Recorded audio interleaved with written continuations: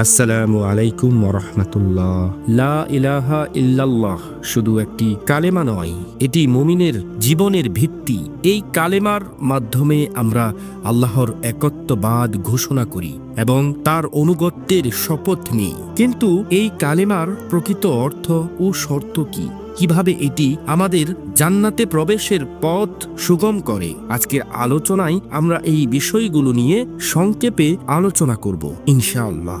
হযরত যায়েদ ইবনে আরকাম রাদিয়াল্লাহু তাআলা আনহু থেকে বর্ণিত, হুজুর সাল্লাল্লাহু আলাইহি ওয়াসাল্লাম বলেছেন, যে ব্যক্তি ইখলাসের সাথে লা ইলাহা ইল্লাল্লাহ বলে সে জান্নাতে প্রবেশ করবে। ইখলাসের আলামত হলো হারাম কাজ থেকে বিরত থাকা, অর্থাৎ কালেমার দাবি হলো আমরা আল্লাহর অনুগত্য করব এবং তার নিষিদ্ধ কাজগুলো থেকে দূরে থাকব।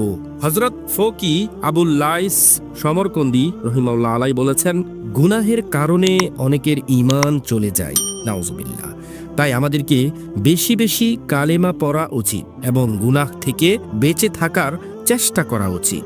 গুনাহের কারণে শেষ পর্যন্ত ঈমান হারানোর ভয়াবহতা সম্পর্কে সতর্ক থাকতে হবে। হুজুর সাল্লাল্লাহু আলাইহি ওয়াসাল্লামের যুগে এক যুবক মৃত্যুশয্যায় কালেমা পড়তে পারছিল না। কারণ ছিল তার মায়ের প্রতি তার অবাধ্যতা।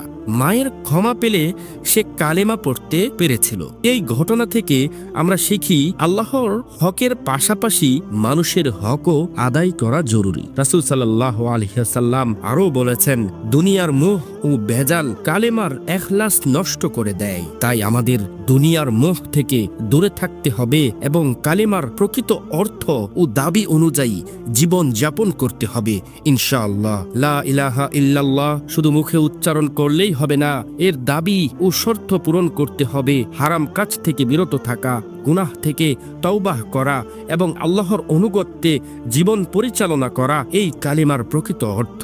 আসুন আমরা এই কালেমার মর্ম বুঝে এর আলোকে জীবন গড়ি এবং জান্নাতের পথে এগিয়ে যাই ইনশাআল্লাহ। আল্লাহ তাআলা আমাদের সকলকে কবুল ও মঞ্জুর করুন, আমিন।